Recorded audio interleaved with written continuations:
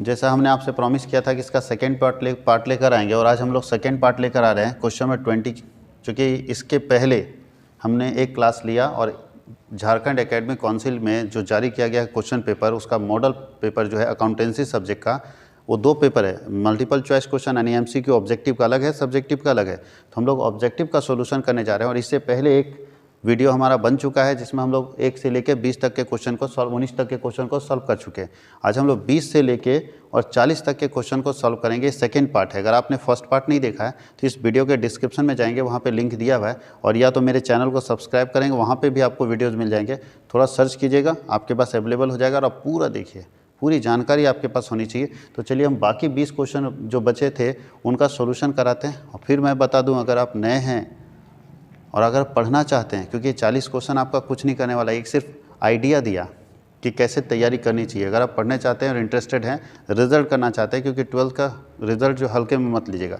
जब भी आप जॉब करने जाएंगे, कहीं भी आप जाएंगे, तो सबसे ज़्यादा डिमांड आपका 12th का रिजल्ट होगा, सबसे ज़्यादा मांगा जाएगा। और यहाँ पे अगर आप डैमेज कर गए तो अपना फ्यूचर बहुत नुकसान कर देंगे आप, भविष्य आपको लॉस हो सकता है भविष्य में। इसीलिए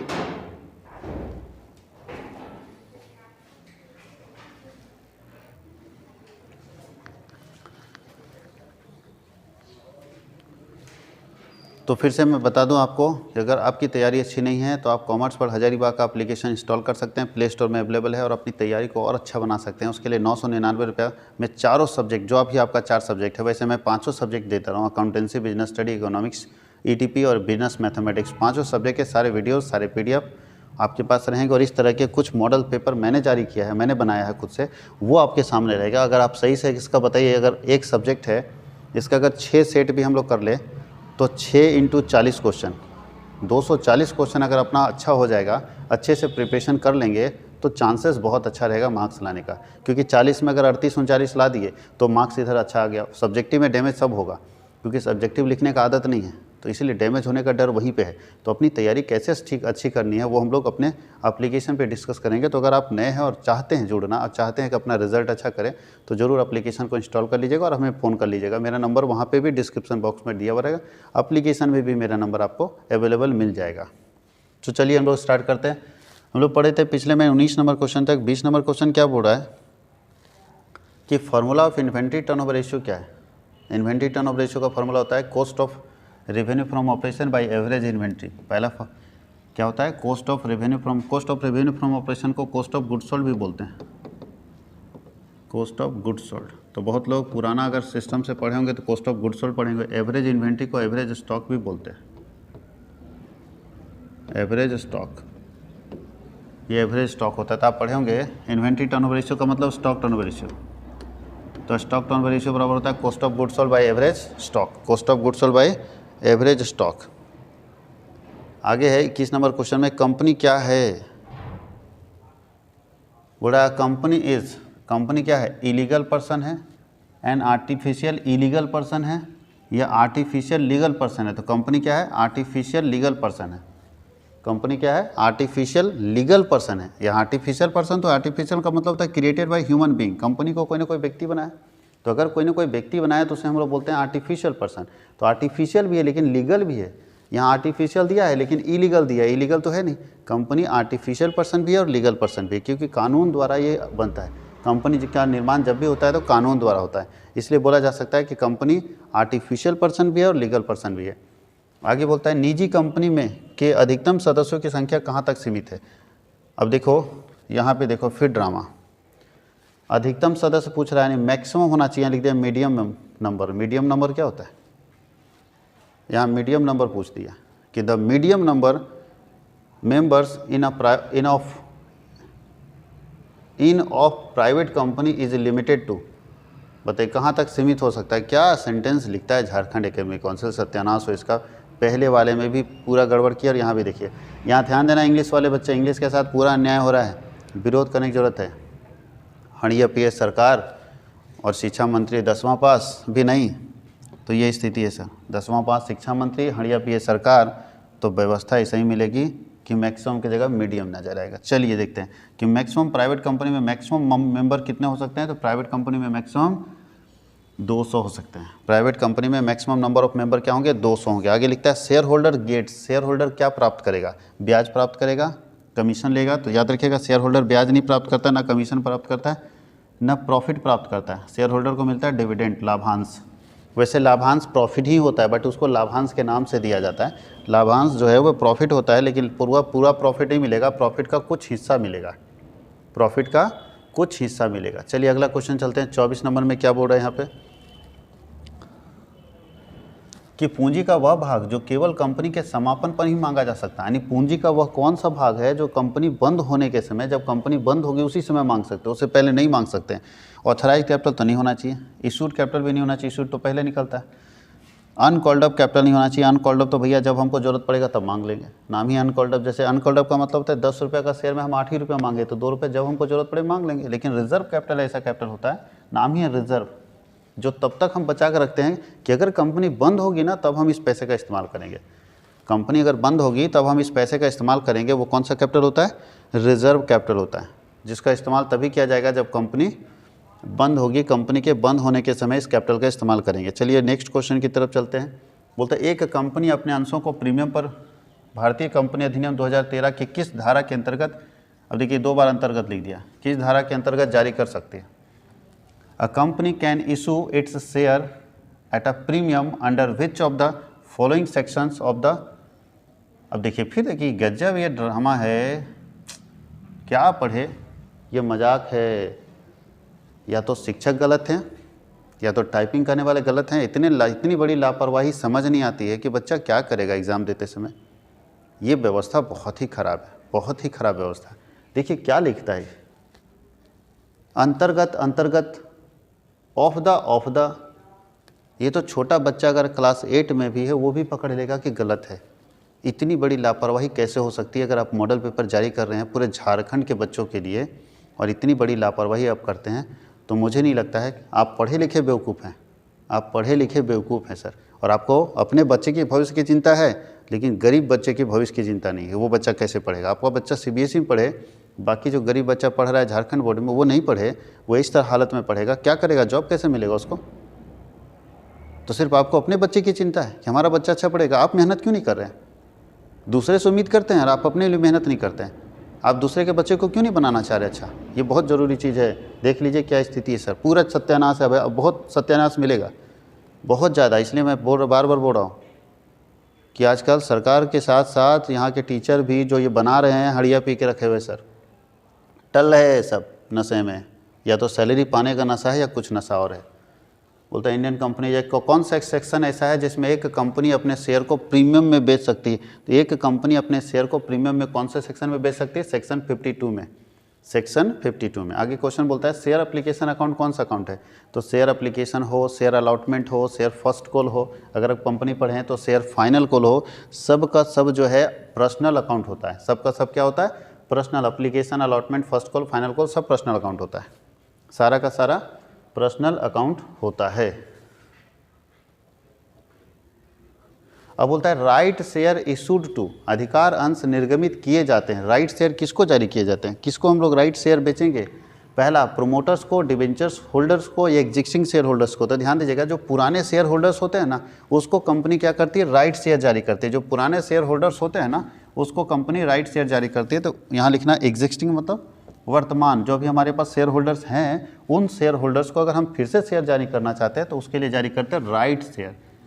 क्या जारी करते हैं? राइट शेयर जारी करते हैं उसके लिए। आगे नीचे है कि balance of share forfeiture account transfer to, share forfeiture में अगर कोई बैलेंस बच जाएगा तो उसको कहाँ पे ट्रांसफ़र करेंगे? अगर कंपनी पढ़े हैं तो आपको नहीं, जनरल रिजर्व नहीं होगा,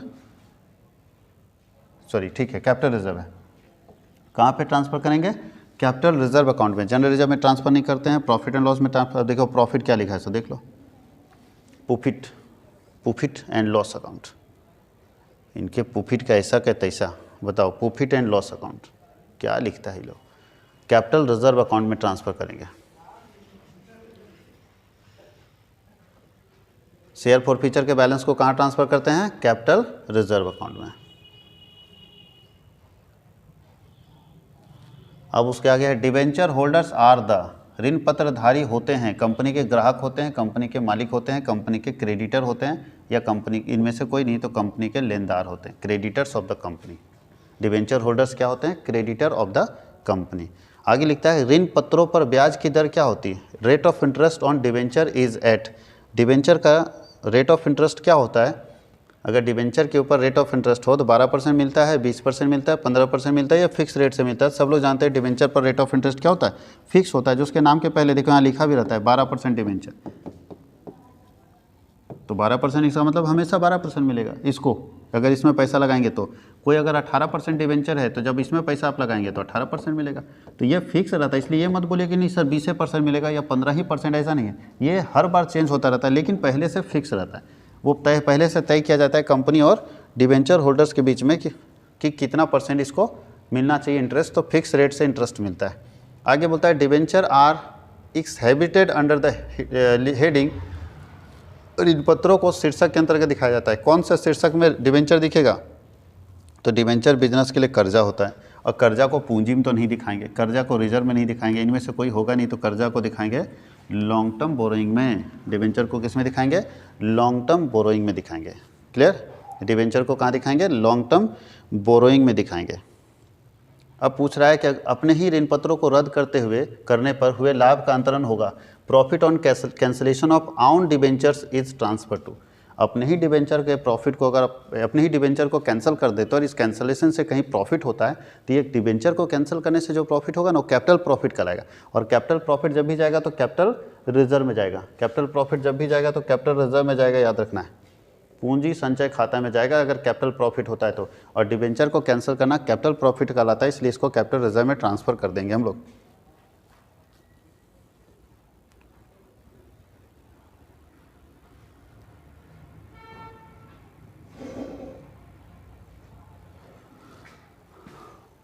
चलो देखो, फिर ड्रामा है, फिर समस्या है झारखंड का। देखो लिखा है कंपनी के पास 2020 में और 2021 में व्यापारिक प्राप्तियां क्रमशः कितना है? 1 लाख है और 80,000 था। बिल्स रिसीवेबल जो है, ट्रेड रिसीवेबल जिसको बोलते हैं, वो 1 लाख था। देखो हिंदी में ठीक है 1 लाख, और 80,000 हिंदी में है, इंग्लिश में लिखा है 2,80,000। अब क्या करें? अब बोलता है परसेंटेज निकालिए। कैसे निकाल देगा बताइए? अब हम किससे निकालें? तो चलो हिंदी वाले से देखते हैं, इंग्लिश ज़्यादा गलत हो रहा है। तो 1 लाख अगर किसी का ट्रेड रिसीवेबल 2020 में था और 2021 में वो घट के 80,000 हो गया, तो चेंज कितना हो रहा है? 20,000 होता है। 20,000 चेंज हो रहा है। कितने से चेंज हो रहा है? 1 लाख से। याद कीजिए, आप लोग पढ़े होंगे कॉम्परेटिव इनकम स्टेटमेंट, पढ़े हैं ना? ये कॉम्परेटिव बैलेंस शीट का सवाल है। तो कॉम्परेटिव बैलेंस शीट में क्या करते हैं हम लोग? लिखते हैं चेंज बटा बेस इंटू 100। तो चेंज यहाँ कितना हो रहा है? 1 लाख से अगर 80,000 हो रहा है तो चेंज हो रहा है 20,000 बटा बेस तुलना तो इसी से ना करना है, इंटू 100 कर देंगे तो समझ में आएगा कि कितना परिवर्तन हो रहा है। 20 3 0 से 3 0 20%। अब देखिए 20 है या नहीं है, पता नहीं है। चलो ठीक, इसका मतलब हिंदी वाले ठीक हैं और इंग्लिश वाले इसको 80,000 मानना, 80,000 मान के बनाना, तभी कल्याण होगा, नहीं तो झारखंड एकेडमिक काउंसिल लपेट देगी आपको।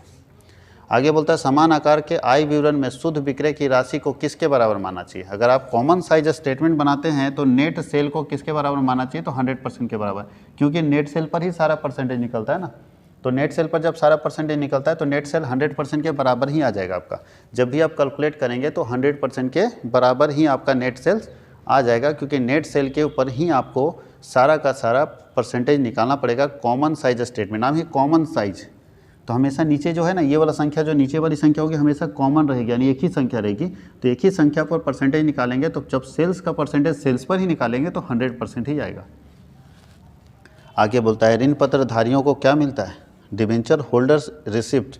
डिवेंचर होल्डर को क्या मिलता है? इंटरेस्ट मिलता है। डिविडेंड तो लेगा नहीं, डिविडेंड शेयर होल्डर को मिलता है। डिविडेंड किसको मिलता है? शेयर होल्डर को।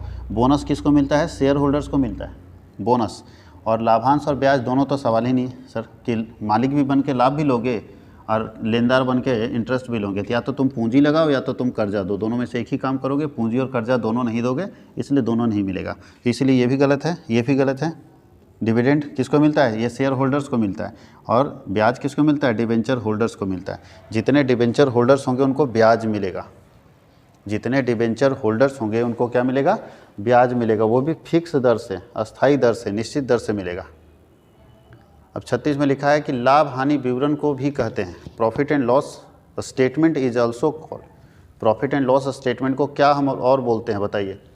प्रॉफिट एंड लॉस स्टेटमेंट अगर है तो उसको क्या बोलते हैं, किस नाम से बोलते हैं? तो प्रॉफिट एंड लॉस स्टेटमेंट को आप इनकम स्टेटमेंट के नाम से भी बोलते हैं, आय विवरण के नाम से। इनकम स्टेटमेंट का ही पुराना नाम, नया नाम इनकम स्टेटमेंट। यानी कंपनी में अगर आप चले जाएंगे तो प्रॉफिट एंड लॉस नहीं यूज़ करते, वहाँ पे लिखते हैं इनकम स्टेटमेंट, या स्टेटमेंट ऑफ प्रॉफिट लॉस भी बोल सकते हैं। तो इनकम स्टेटमेंट और प्रॉफिट एंड लॉस स्टेटमेंट एक ही बात होता है, अलग अलग बात नहीं है। अब बोला है कि चेंज इन इन्वेंट्री कैसे निकालेंगे बताइए? चेंज इन इन्वेंट्री कैसे निकालेंगे? इन्वेंट्री में परिवर्तन, स्टॉक में परिवर्तन। तो चेंज इन इन्वेंट्री निकालने के लिए सबसे बेहतर तरीका है opening stock minus closing stock. पहले मान लो मेरे पास, जैसे कैसे निकालेंगे यहाँ ध्यान दीजिए कि पहले मेरे पास ओपनिंग स्टॉक अगर हमारे पास देखा जाए, ओपनिंग स्टॉक है मान लो 50,000 और क्लोजिंग स्टॉक है 70,000। तो पूछ रहा है कितना चेंज हुआ, तो कितना चेंज हुआ? 20,000। तो कैसे निकालें बताइए? 20,000 कैसे निकालें? तो क्लोजिंग माइनस ओपनिंग। अब यहाँ क्लोजिंग माइनस ओपनिंग है ही नहीं, लगा निकालना था हमको चाहिए बड़े संख्या में छोटे संख्या घटाने के बाद, लेकिन क्लोजिंग माइनस ओपनिंग नहीं है। तो क्या हम ओपनिंग माइनस क्लोजिंग भी तो निकाल सकते हैं? हमको चेंज पूछ रहा है, तो चेंज माइनस में भी आ सकता है ना, माइनस में भी तो आ सकता है। चेंज मतलब क्या हुआ? या तो बढ़ेगा या तो घटेगा। इंक्रीज डिक्रीज तो नहीं बोला कि इंक्रीज निकालो या डिक्रीज निकालो। चेंज या तो पॉजिटिव हो सकता है या तो नेगेटिव हो सकता है। तो इसलिए हम लोग निकालेंगे opening stock minus closing stock करेंगे तो चेंज इन इन्वेंट्री आ जाएगा। अब पूछता है कि cash flow statement is related to, कौन से अकाउंटिंग स्टैंडर्ड में कैश फ्लो स्टेटमेंट है? तो AS3 में है, अकाउंटिंग स्टैंडर्ड 3 में कैश फ्लो स्टेटमेंट है। अकाउंटिंग स्टैंडर्ड 1 है disclosure of accounting policy, accounting standard 2 है वैल्यूएशन ऑफ इन्वेंट्री और अकाउंटिंग स्टैंडर्ड 3 है कैश फ्लो स्टेटमेंट। याद रखिएगा अकाउंटिंग स्टैंडर्ड 3 में है cash flow statement, accounting standard 3 के अंदर लेके जाएंगे हम लोग। चलते हैं 39 क्वेश्चन। बोलता है कि निम्न में से कौन गैर रोकड़, देखो मद के जगह लिख दिया भद नहीं है, थोड़ा ध्यान देना बालक लोग, यहाँ मद लिखाएगा जी, क्या करे इसका।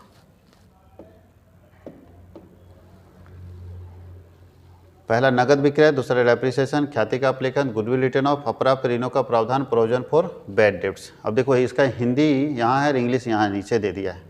Which one of the following is not a non cash item. Non cash का मतलब ऐसा, इसमें से कौन सा ऐसा आइटम है जो, अच्छा नॉन कैश आइटम नहीं है, नॉन कैश आइटम नहीं है मतलब ऐसा आइटम, नॉन कैश आइटम का मतलब होता है जिससे ना तो पैसा आता है और ना ही पैसा जाता है, जिससे ना तो पैसा आता है ना ही पैसा जाता है, जिससे पैसे पर कोई असर नहीं पड़ता है, ऐसे आइटम को नॉन कैश आइटम बोलते हैं। तो बोले इसमें से कौन नॉन कैश आइटम नहीं है, कौन सा ऐसा आइटम है जो नॉन कैश आइटम नहीं है? तो बताइए इसका मतलब नॉन कैश तो ये है डेप्रिसिएशन, ना पैसा आता है ना जाता है, गुडविल से ना पैसा आता है जाता है, ना प्रोविजन, ये दोनों तीनों से पैसा ना आता है ना जाता है, ये तीनों नॉन कैश आइटम है। ये क्या है? नॉन कैश आइटम है। कैश फ्लो स्टेटमेंट के लिए ये तीनों और ऐसे सबके लिए भी नॉन कैश आइटम है, इससे ना तो पैसा आता है और ना जाता है। बताइए एक 4 लाख का मशीन था, 10,000 डेप्रिसिएशन हो गया तो क्या पैसा गया? अरे यूज किए ना उसको, पैसा तो नहीं गया, पैसा तो अपने पास ही है। तो ये नॉन कैश आइटम है। तो पूछ नहीं रहा है कि नॉन कैश आइटम कौन है, पूछता है कौन नहीं है। तो भैया यही ना नहीं है, बाकी तो ये है। तो नॉन कैश आइटम ए वाला, यानी कैश सेल्स, नगद बेचेंगे तो पैसा तो आएगा ना।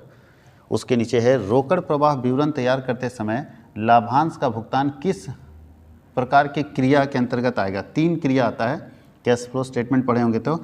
ऑपरेटिंग एक्टिविटी आता है, फाइनेंशियल एक्टिविटी आता है और इन्वेस्टिंग एक्टिविटी आ, क्या लिख दिया ये? इन्वेस्टिंग। चलिए ठीक काट के लिख देते हैं बाबू लोग, इन्वेस्टिंग होता है। चिट्ठी लिखना पड़ेगा, जैक को बताना पड़ेगा स्पेलिंग। तो बोलता है परिचालन क्रिया, वित्तीय क्रिया और विनियोग क्रिया, और उपरोक्त में से सभी। तो ध्यान दीजिएगा, बोलता है कि डिविडेंड, पेमेंट ऑफ डिविडेंड कहाँ आता है? तो ध्यान दीजिएगा जब आप पूरा कैश फ्लो बनाएंगे ना तो वैसे पेमेंट ऑफ डिविडेंड जो है वो आपका इन्वेस्टिंग एक्टिविटी में आएगा। कहाँ पे आएगा? इन्वेस्टिंग एक्टिविटी में आप इसको लिख सकते हैं। पेमेंट ऑफ डिविडेंड जब भी जाएगा तो इन्वेस्टिंग एक्टिविटी में जाएगा, क्योंकि डिविडेंड पेमेंट करेंगे तो सॉरी उल्टा, इन्वेस्टिंग सेकेंड एक्टिविटी होता है, सॉरी ये थर्ड एक्टिविटी फाइनेंसिंग में जाएगा। सबसे पहले होता है ऑपरेटिंग, फिर होता है इन्वेस्टिंग और फिर होता है फाइनेंसिंग। क्लियर। तो थर्ड वाले में जाएगा, फाइनेंसिंग एक्टिविटी में जाएगा। ये जब भी जाएगा पेमेंट ऑफ डिविडेंड तो कहाँ जाएगा, फाइनेंसिंग एक्टिविटी में जाएगा। और फाइनेंसिंग एक्टिविटी के अलावा अगर एडजस्टमेंट में डिविडेंड पेड दे दिया तो ऑपरेटिंग में भी जाता है। लेकिन अगर सिर्फ ये पूछे कि पेमेंट ऑफ डिविडेंड कहाँ जाएगा तो आप फाइनेंसिंग एक्टिविटी सही मारेंगे। लेकिन अगर एडजस्टमेंट्स में दिया रहता है तो ये दो जगह पे जाता है, ऑपरेटिंग में भी जाता है और फाइनेंसिंग में भी जाता है। फाइनेंसिंग ऑपरेटिंग में क्या होगा, डिविडेंड, अगर पेमेंट ऑफ डिविडेंड है तो प्लस होगा, पेमेंट ऑफ डिविडेंड क्या होगा, प्लस होगा। और यहाँ पे फाइनेंसिंग में क्या होगा, माइनस होगा। याद रखना, पेमेंट ऑफ डिविडेंड क्या होता है, माइनस, क्योंकि पेमेंट ऑफ डिविडेंड से मेरा कैश क्या होता है, आउटफ्लो होता है, बाहर जाता है। और यही इसीलिए हम लोग इसमें अगर सही आंसर देखा जाए तो फाइनेंसिंग एक्टिविटी इसका राइट आंसर है। और ये हम लोगों ने 40 क्वेश्चन कंप्लीट कर लिया। और आप 40 क्वेश्चन देखने के बाद लग रहा होगा कि बहुत ईजी क्वेश्चन, अगर इसको रट्टा मान लेंगे तो जैक से हमारा एग्ज़ाम पास हो जाएंगे, ऐसा नहीं है, मेहनत करना पड़ेगा। ये सिर्फ आपको ये इंट्रोड्यूस करा रहा था कि किस तरह से हर चैप्टर से, ये देखिए हर चैप्टर को टच किया है, हर चैप्टर से 2-2 4-4 क्वेश्चन डाला है। इसका मतलब है आपको और स्ट्रॉन्ग तैयारी करनी होगी। जो सोच आप रहे थे कि कुछ लिमिटेड चैप्टर से ऑब्जेक्टिव और कुछ लिमिटेड चैप्टर से सब्जेक्टिव पूछेगा, ऐसा नहीं है। सारे चैप्टर से ऑब्जेक्टिव और सारे चैप्टर से सब्जेक्टिव। अभी सब्जेक्टिव का जब सॉल्यूशन कराएंगे तो और अच्छे से क्लियर हो जाएगा। इसलिए तैयारी करने की ज़रूरत है। 2 महीना अच्छे से पढ़िए। और अगर आप अभी भी तैयारी आपकी अच्छी नहीं है, जहाँ भी पढ़ रहे हैं आप अपने तैयारी से खुश नहीं हैं, तो मेरे 999 के पैकेज में जुड़िए और अपनी तैयारी को और मजबूत कीजिए। क्योंकि 999 में मैं आपको जो देने वाला हूँ वो सारे क्लास का वीडियो, सारा PDF, साथ ही साथ 5-5 सेट अलग से हम लोग देंगे, इस तरह का मॉडल सेट, और उसको सॉल्व करा के देंगे ताकि आप तक पूरी जानकारी, अगर आप इसका सॉल्यूशन चाहेंगे तो और फ़ायदा आपको मिलेगा। इसलिए जुड़िए और फ़ायदा उठाइए उसका। Thank you.